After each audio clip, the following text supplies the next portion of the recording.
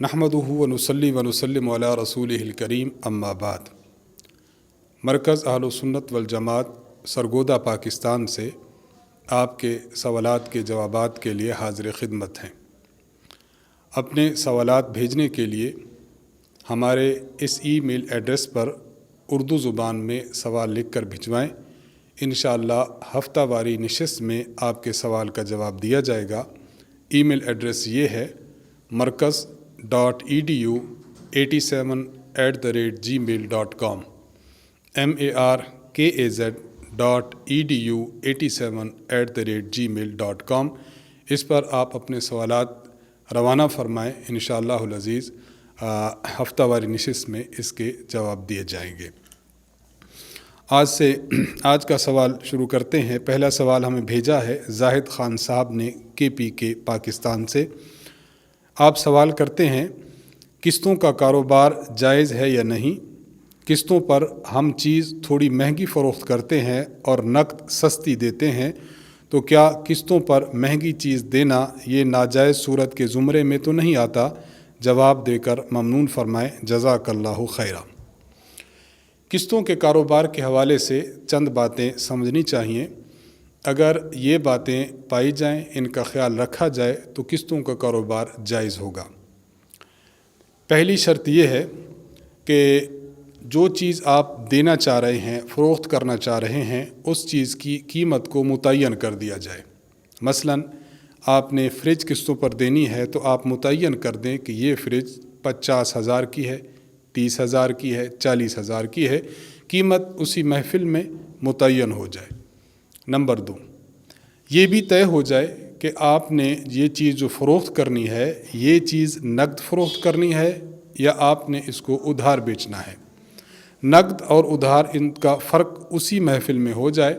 मसलन आप ये कह दें कि हमने ये चीज़ आपको फ़रोख्त करनी है 50,000 रुपये में और उधार पर। नंबर 3, तीसरी शर्त ये ख़्याल में रहनी चाहिए कि आप जो चीज़ फ़रोख्त कर रहे हैं और उधार मसलन फ़रोख्त कर रहे हैं, तो किस्तें कितनी होंगी, इन किस्तों की तादाद भी मालूम हो। मसलन कहे कि मैं माहाना के एतबार से इसकी 40 किस्तें कर लूँगा, इसकी 30 किस्तें कर लूँगा, इसकी 20 किस्तें कर लूँगा, तो किस्तें मुतय्यन हों। और नंबर 4, किस्तों के साथ साथ फिर कितनी किस्त देनी है, किस्त मुतय्यन हो। मसलन एक बंदा कहता है कि मैं आपसे ये चीज़ ले रहा हूँ या आप किसी को फ़रोख्त कर रहे हैं, आप कहते हैं कि आपने किस्त 5,000 रुपया माहाना देनी है, आपने किस्त 7,000 रुपया माहाना देनी है। और पाँचवीं शर्त और अहम ये है कि अगर किसी महीने में किस्त शार्ट हो जाती है तो किस्त शार्ट होने की वजह से आप उस पर मज़ीद जुर्माना आयद न करें। मसलन 2-3 महीने उसने किस्त बाकायदा अदा की और चौथे महीने जाकर वो किस्त न दे सका, तो आप 5वें महीने उसको कहें कि किस्त भी दो और साथ साथ इतना जुर्माना भी अदा करो, तो ये चीज़ भी उसमें ना हो। और मज़ीद ये कि अगर किसी शख्स को आपने उधार पर कोई चीज़ दी है और वो जो किस्तें मुतय्यन थीं, औकात मुतय्यन थे, उन किस्तों में से उन किस्तों को वो पहले अदा कर देता है। किस्तें 4 महीने में अदा होनी थी, वो 3 में अदा कर देता है, तो आप अपने मामला में ये शर्त न लगाएं कि अगर आपने किस्तें जल्द अदा कर दी तो फिर इतनी रकम मैं आपसे नहीं लूँगा। तो अगर ये चीज़ें न हों, यानी ये शराइत न हों और पिछली जो 4 शराइत हैं वो मौजूद हों, तो फिर किस्तों का कारोबार करना जायज़ है आपके लिए। अगर आप जो कीमत आम तौर पर चल रही है उससे थोड़ी सी महंगी भी बेच देते हैं तो फिर भी आपके लिए जायज़ है, लेकिन शर्त यह है कि इन 5 चीज़ों का बतौर ख़ास ख्याल रखा जाए। मोहम्मद सुफियान साहब आप सवाल करते हैं कि एक शख्स का दूसरे शख्स पर कर्ज़ है। मसलन ज़ैद ने अम्र के 20,000 रुपये देने हैं। ज़ैद एक गरीब आदमी है और मुस्तहिक़ ज़कात भी है। अब अम्र ने जो ज़कात अदा करनी है वो भी 20,000 रुपये है, तो क्या ऐसा करना जायज़ है कि अम्र ये नियत कर ले कि मैंने जो पैसे ज़ैद से लेने हैं मैं इनमें ज़कात की नियत कर लूँ और वो रकम ज़ैद को माफ़ कर दूँ? क्या इस तरह से ज़कात अदा हो जाएगी? अगर इस तरह ज़कात अदा नहीं होती तो इसकी मुतबादिल सूरत क्या इख्तियार की जाए? سوال کا خلاصہ یہ ہے کہ دو شخص ہیں، ایک کا نام ہے زید اور ایک کا نام ہے عمر۔ عمر کے پیسے زید کے ذمہ ہیں۔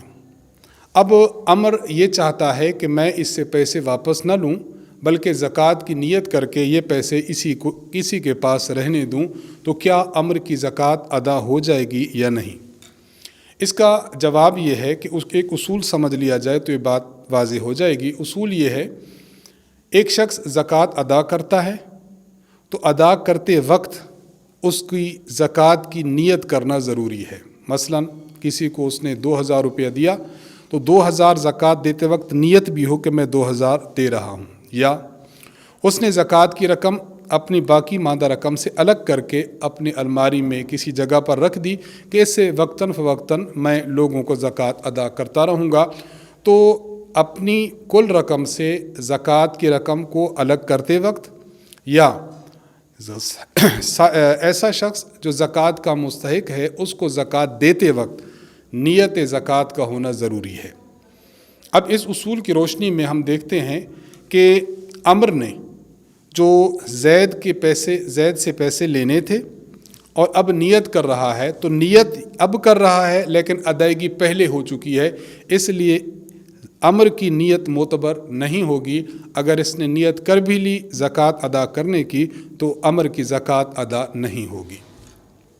اس کی متبادل صورت یہ اختیار کی جا سکتی ہے کہ عمر ایسا کرے کہ زید کو 20,000 روپیہ نقداً دے دے کہ یہ لو بھائی، یہ آپ کی ہدیہ ہے، اس کو زکوٰۃ کا نام دے، جو بھی نام دے، زکوٰۃ کی نیت کرے اور نیت کے ساتھ یہ رقم زید کو ادا کر دے۔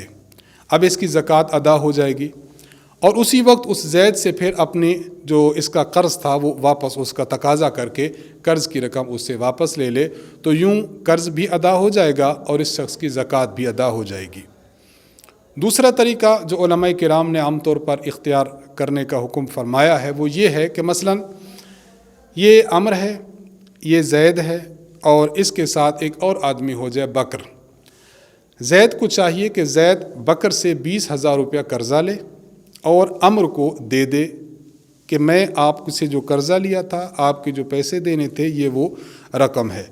عمر ان پیسوں کو لے لے۔ اب عمر اپنی جو زکوٰۃ ہے وہ اس زید کو دے دے۔ زید چونکہ مستحق زکوٰۃ ہے، قرض اس نے لیا ہوا ہے، اب مستحق زکوٰۃ ہے تو زکوٰۃ اس کو دینے سے زکوٰۃ ادا ہو جائے گی۔ اب زید اپنی زکوٰۃ کی جو رقم اس کو ملی ہے وہ رقم بکر کو دے دے تو اس کا قرض بھی ادا ہو جائے گا۔ یہ طریقہ بھی اگر اختیار کر لیا جائے تو اس سے بھی عمر کی زکوٰۃ ادا ہو سکتی ہے۔ تو ان دونوں طریقوں کو اچھی طرح سمجھ کر اس کے مطابق عمل کر لینا چاہیے۔ اعجاز احمد صاحب راولپنڈی سے آپ سوال کرتے ہیں، اگر سفر کے دوران نماز قضا ہو تو گھر واپسی پر قصر نماز کی قضا کرنا ہوگی یا مکمل نماز کی؟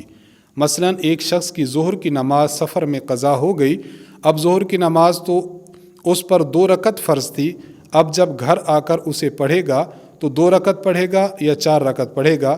وضاحت کے ساتھ ارشاد فرما دیں، جزاک اللہ خیرہ۔ دیکھیے، ایک شخص اگر سفر میں ہے اور سفر میں اس کی نماز فوت ہو چکی ہے تو اس کے ذمہ سفری نماز ہے۔ اب اگر گھر پر آ کر اس کو ادا کرتا ہے تو یہ سفری نماز یعنی 2 رکعت ادا کرے گا۔ اور اسی کے ساتھ یہ بھی سمجھ لیں کہ اگر ایک شخص کی نماز اپنے مقام پر اپنے گھر پر قضا ہوئی تھی، گھر پر قضا ہوئی تو اس کی ذمہ 4 رکعت ہے، اب یہ سفر پر گیا، سفر پر اس کو کچھ فرصت ملی تو اس نے جو گھر نماز قضا ہوئی تھی اس کی قضا کرنا چاہیے، تو اب چونکہ گھر میں اس پر 4 رکعت فرض ہوئی تھی اس لیے سفر پر اس کو ادا کرے گا تو 4 رکعت ہی اس کی ادائیگی کرے گا جو نماز قضا ہوئی تھی۔ تو ان 2 باتوں کو اچھی طرح سمجھنا چاہیے۔ باقی کوشش کرنی چاہیے کہ آپ کے سفر میں آپ کی نماز جو ہے وہ قضا نہ ہو، وقت ملے، موقع ملے تو انسان کو فوراً اپنی نماز پڑھ لینی چاہیے۔ اس لیے سفر کے دوران اہتمام کرنا چاہیے کہ انسان باوضو ہو، اس سے سفر بھی بابرکت رہتا ہے، اور اگر نماز کا وقت کہیں ملتا ہے تو انسان باوضو ہو کر باوضو پہلے سے ہوتا ہے تو اپنی نماز کو بآسانی ادا کر سکتا ہے۔ محمد زبیر صاحب کراچی سے آپ سوال کرتے ہیں، مفتی صاحب میں نے مصنوعی دانت لگوائے ہوئے ہیں، ان دانتوں کے ساتھ میرے وضو اور غسل کا کیا حکم ہے؟ کیا ان کی موجودگی میں وضو اور غسل ہو جاتا ہے یا نہیں؟ وضاحت فرما دیں۔ جو دانت لگوائے جاتے ہیں یہ دو قسم کے ہیں۔ نمبر ایک، وہ دانت جو فکس ہو جاتے ہیں، آپ ان کو اکھاڑنا چاہیں تو آسانی سے اکھڑ نہیں سکتے، فکس ہو جاتے ہیں۔ نمبر دو، ایسے دانت جو فکس نہیں ہوتے، اگر آپ ان کو نکالنا چاہیں تو وہ بآسانی نکل آتے ہیں۔ اگر دانت ایسے ہیں جو فکس ہیں کہ ان کو اکھاڑنا بہت مشکل ہے، تو ان دانتوں کا حکم ایسے ہی ہے جس طرح انسان کے حقیقی اور اصلی دانت ہوتے ہیں۔ آپ وضو کریں گے، ان دانتوں کو اوپر سے دھو لینے سے آپ کے وضو کی کلی ہو جائے گی۔ آپ اگر غسل کرنا چاہیں گے تو آپ کا غسل بھی ہو جائے گا۔ یہ حکم ہے فکس دانتوں کا۔ اور اگر دانت ایسے ہیں جو فکس نہیں ہیں، آپ ان کو نکالنا چاہیں تو آسانی کے ساتھ نکال سکتے ہیں، تو غسل کرتے ہوئے ان دانتوں کو نکال کر آپ دانتوں کی جگہ پر پانی پہنچانا آپ کے لیے فرض ہے۔ اسی طرح جب آپ وضو کریں گے تو وضو میں بھی ان دانتوں کو نکالیں گے اور کلی کریں گے، تب کلی کی سنت ادا ہو جائے گی، اور اگر ان کو نکالے بغیر آپ کلی کریں گے تو کلی کی سنت ادا نہیں ہوگی۔ تو یہ فرق سمجھ لینا چاہیے کہ دانت فکس ہیں تو الگ حکم ہے، اور دانت اگر اس قابل ہیں کہ ان کو نکالا جا سکتا ہے تو ان کا حکم الگ ہے۔ عزیر احمد صاحب نے لاہور سے ہمیں سوال کیا ہے۔ آپ لکھتے ہیں کہ پچھلے جمعہ ہمارے خطیب صاحب نے ایک مسئلہ بیان کیا کہ جو شخص جمعہ کی پہلی اذان کے بعد کوئی چیز خریدے تو یہ خرید و فروخت جائز نہیں، شریعت میں ایسی خرید و فروخت ممنوع ہے۔ میرا سوال یہ ہے کہ میں نے اسی دن پہلی اذان کے بعد ایک دکان سے گھڑی خریدی ہے، کیا میرا گھڑی خریدنا درست ہے یا نہیں، اور کیا میں یہ گھڑی واپس کر دوں کیونکہ دکاندار میرا جاننے والا ہے؟ جواب دے کر شکریہ کا موقع دیں۔ اللہ تبارک و تعالیٰ نے قرآن کریم میں ارشاد فرمایا ہے، یا ایھا الذین آمنوا اذا نودی للصلاۃ من یوم الجمعہ فاسعوا الی ذکر اللہ وذروا البیع، کہ اے ایمان والو، جب جمعہ کے دن ندا دی جائے، اذان دی جائے، تو ذکر اللہ کی طرف دوڑو اور خرید و فروخت کو چھوڑ دو۔ اس آیت مبارکہ سے یہ مسئلہ واضح ہوتا ہے کہ جب جمعہ کی اذان ہو جائے تو اس کے بعد خرید و فروخت کرنا یہ ممنوع ہے، شریعت نے اس سے منع فرمایا ہے۔ آپ کے امام صاحب نے جو مسئلہ بتایا ہے وہ ٹھیک بتایا ہے کہ جمعہ کی پہلی اذان کے بعد خرید و فروخت شرعاً ممنوع ہے، نہیں کرنی چاہیے۔ جہاں تک آپ کا تعلق ہے کہ آپ نے دکاندار سے گھڑی خریدی ہے، تو یہ خرید و فروخت بھی ایسی ہے کہ جو اللہ کے حکم کے برخلاف، اللہ کے حکم کی مخالفت میں ہوئی ہے، ایسی خرید و فروخت مکروہ تحریمی ہے۔ آپ کو گھڑی خریدنے سے گناہ ہوا ہے۔ اس کا حکم یہ ہے کہ چونکہ گناہ ہوا ہے اس لیے آپ کا جاننے والا بھی ہے، نہ جاننے والا ہوتا تب بھی آپ اس کے پاس چلے جائیں اور یہ گھڑی اس کو واپس کر کے اپنی رقم واپس لے لیں، یعنی اپنی خرید و فروخت کو آپ منسوخ کر دیں، بعد میں بھلے خرید لیں۔ آپ کی اس طرح خرید و فروخت کو منسوخ کرنے سے انشاءاللہ العزیز آپ نے جو یہ خلاف ورزی کی ہے شرعی حکم کی، تو یہ آپ سے گناہ دھل جائے گا۔ لیکن اگر کوئی شخص ایسا ہے جس نے خرید لی ہے چیز اور واپس نہیں کرتا، تو گناہ تو بہرحال اس کو ملے گا، لیکن چونکہ اس نے پیسے دے لیے اور چیز کو اپنے قبضے میں لے لیا، تو قبضہ کرنے کی وجہ سے چیز کا مالک تو بن جائے گا لیکن عند اللہ گناہ گار ہوگا۔ تو اس لیے آپ کو بھی چاہیے اور جو سامعین سن رہے ہیں ان کو بھی چاہیے کہ جب جمعہ کی پہلی اذان ہو جائے تو خرید و فروخت چھوڑیں اور مسجد کی طرف تشریف لانے کا اہتمام فرمایا کریں۔ ضمیر احمد صاحب راولپنڈی سے آپ سوال کرتے ہیں، ایک عورت کا خاوند فوت ہو چکا ہے، اس کی میراث کافی زیادہ ہے، تو کیا اس کی بیوی کو بھی حصہ ملے گا؟ اگر ملے گا تو کتنا؟ اگر کسی خاتون کا خاوند فوت ہو جائے اور اپنے میراث میں وہ کچھ مال چھوڑے، کچھ رقم چھوڑے، کچھ زمین اور جائیداد چھوڑے، تو اس عورت کو خاوند کی میراث سے حصہ ملتا ہے۔ اس کا قاعدہ اور حکم یہ ہے کہ اگر خاوند کی کوئی اولاد تھی، چاہے اولاد بچے تھے چاہے بچیاں تھیں، لڑکے یا لڑکیاں ہوں، تو اولاد ہونے کی صورت میں بیوی کو خاوند کے مال کا 8واں حصہ ملے گا، اور اگر خاوند کی کوئی اولاد نہیں تھی، نہ اس خاتون سے نہ ہی کوئی اس کی اور جو شادی تھی اس سے اولاد اس کی نہیں تھی، تو اب اس بیوہ کو خاوند کی میراث سے 4تھا حصہ ملے گا۔ تو اولاد ہونے اور نہ ہونے کے باعث اس عورت کے حصہ پر یوں اثر پڑتا ہے۔ عبد الغفار صاحب کراچی سے آپ سوال کرتے ہیں کہ ابیہا نام رکھنا کیسا ہے؟ ابیہا دیکھیں، ابیہا نام رکھنا القاموس الوحید میں ابیہا نام کا معنی ہے سمجھدار عورت۔ اگر کوئی یہ نام بچی کا رکھتا ہے تو یہ رکھنا جائز ہے، بالکل درست ہے، اس کے معنی اچھے ہیں۔ زاہد حسین صاحب کشمیر سے آپ سوال کرتے ہیں، میں نے اپنی بیوی سے کسی بات پر 2 مرتبہ یہ الفاظ کہے کہ میں آپ کا شوہر نہیں ہوں۔ اس وقت ہلکا سا غصہ تھا اور ذہن میں طلاق کی نیت بھی نہیں تھی، ابھی رخصتی نہیں ہوئی، صرف نکاح ہوا ہے۔ اس بارے میں شریعت کا کیا حکم ہے؟ وضاحت فرما دیں، جزاک اللہ خیرہ۔ فتاوی عالمگیری میں یہ مسئلہ موجود ہے کہ اگر خاوند نے اپنی بیوی کو کہا لست لی بامرأ، تو میری بیوی نہیں ہے، یا الفاظ یہ کہے کہ میں تمہارا شوہر نہیں ہوں، اگر یہ الفاظ کہے اور طلاق کی نیت کی ہو تو بیوی کو طلاق واقع ہو جائے گی، اور اگر ان الفاظ سے محض غصہ کا اظہار ہو، طلاق کی نیت نہ ہو، تو بیوی کو طلاق نہیں ہوگی۔ زاہد حسین صاحب نے جو مسئلہ پوچھا ہے، اگر آپ کی نیت طلاق کی نہیں تھی تو پھر آپ کی بیوی کو طلاق واقع نہیں ہوئی، لیکن آپ کی خدمت میں گزارش ہوگی کہ آئندہ ایسے الفاظ کہنے سے احتراز کیا کریں، اس سے بہت زیادہ بچنا چاہیے۔ خاوند اور بیوی کا تعلق بہت کمزور تعلق ہوتا ہے، تو ان الفاظ کے بہت زیادہ اثرات ہوتے ہیں، اس لیے ان کے استعمال سے احتراز کرنا چاہیے۔ محمد حسین صاحب پشاور سے آپ سوال کرتے ہیں، ایک شخص ایسی ٹی شرٹ پہن کر نماز پڑھتا ہے جس پر ایک ریسلر کی تصویر بنی ہوئی ہے، تو آیا اس کی نماز ہو جائے گی یا نہیں؟ اگر کوئی شخص ایسی شرٹ پہن کر نماز پڑھتا ہے تو نماز کا کیا حکم ہوگا؟ علامہ محمد امین ابن عابدین الشامی رحمہ اللہ تعالیٰ نے اپنی کتاب رد المحتار میں مسئلہ لکھا ہے، اگر کوئی شخص کپڑا ایسے پہنتا ہے جس پر تصویر بنی ہوئی ہے، فرماتے ہیں وَتُکْرَہُ، تو اس طرح نماز پڑھنا مکروہ ہے اور ایسی نماز کو دوبارہ لوٹانا واجب ہے۔ اگر کسی شخص نے ایسی نماز پڑھی ہے کہ ایسی ٹی شرٹ پہنی کہ اس پر ریسلر کی تصویر ہے یا کوئی اور جاندار کی تصویر بنی ہوئی ہے، تو اس شخص کے لیے نماز کو لوٹانا واجب ہے، اس کی نماز مکروہ تحریمی ہوئی ہے۔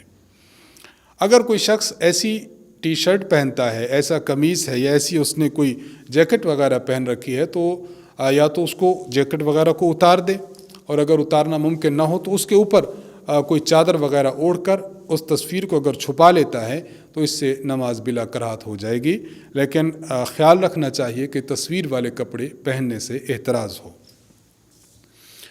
جمیل الرحمن صاحب رحیم ارخان سے آپ سوال کرتے ہیں، قرآن پاک کی تلاوت کے بعد صدق اللہ العظیم کہنا صحیح ہے یا بدعت ہے؟ اگر عقیدہ اور نظریہ یہ ہو کہ قرآن کریم کی تلاوت کرنے کے بعد صدق اللہ العظیم کہنا فرض اور واجب نہیں ہے، محض اچھا ہے، مستحب ہے اور جائز ہے، اگر اس طرح کا عقیدہ رکھ کر کوئی صدق اللہ العظیم کہتا ہے تو یہ کہنا درست ہے، صحیح ہے، یہ غلط اور بدعت نہیں ہے۔ علماء کرام نے جہاں قرآن کریم پڑھنے کے آداب کو بیان فرمایا ہے، وہاں ایک ادب یہ بھی بیان فرمایا ہے کہ قرآن کریم کی تلاوت کا جہاں اختتام ہو، صدق اللہ العظیم وہاں کہہ لینا چاہیے۔ قرآن کریم میں اللہ تعالیٰ کا ارشاد ہے، وَمَنْ أَصْدَقُ مِنَ اللَّهِ قِيلًا، اللہ سے بڑھ کر کون ذات ہے جو سچی ہو؟ تو اس ارشاد کے پیش نظر علماء نے اس کو قرآن کریم کے آداب میں شمار کیا ہے۔ امام غزالی رحمہ اللہ نے احیاء العلوم میں اور علامہ قرطبی رحمہ اللہ نے اپنی تفسیر احکام القرآن میں اس کو واضح طور پر بیان فرمایا ہے، بلکہ کئی مفسرین سے یہ بات منقول ہے کہ انہوں نے آیت قرآنی پڑھی ہے اور آیت کے بعد صدق اللہ العظیم بھی فرمایا ہے، جس طرح امام حسن بصری رحمہ اللہ سے تفسیر ابن کثیر میں منقول ہے کہ ایک آیت پڑھی، اس آیت کے پڑھنے کے بعد صدق اللہ العظیم فرمایا۔ اسی طرح امام قرطبی رحمہ اللہ کے بارے میں بھی منقول ہے، بلکہ ان کی تفسیر میں موجود ہے کہ انہوں نے کئی مقام پر قرآنی آیت نقل کرنے کے بعد صدق اللہ العظیم فرمایا ہے۔ تو یہ قرآن کریم کے آداب میں سے ہے، جائز صورت ہے، اگر کہہ لے تو اچھا ہے۔ محمد ریاض صاحب بنگلہ دیش سے آپ سوال کرتے ہیں، میرا سوال یہ ہے کہ جس طرح اذان دیتے ہوئے مؤذن حی علی الصلاۃ اور حی علی الفلاح پر دائیں بائیں گردن گھماتا ہے، تو اقامت کہتے ہوئے بھی اس طرح گردن گھمانی چاہیے یا نہیں؟ علامہ ابن نجیم الحنفی رحمہ اللہ نے اپنی کتاب البحر الرائق میں، اور علامہ محمد بن علی الحسکفی رحمہ اللہ نے اپنی کتاب در مختار میں اس مسئلہ کو واضح لکھا ہے۔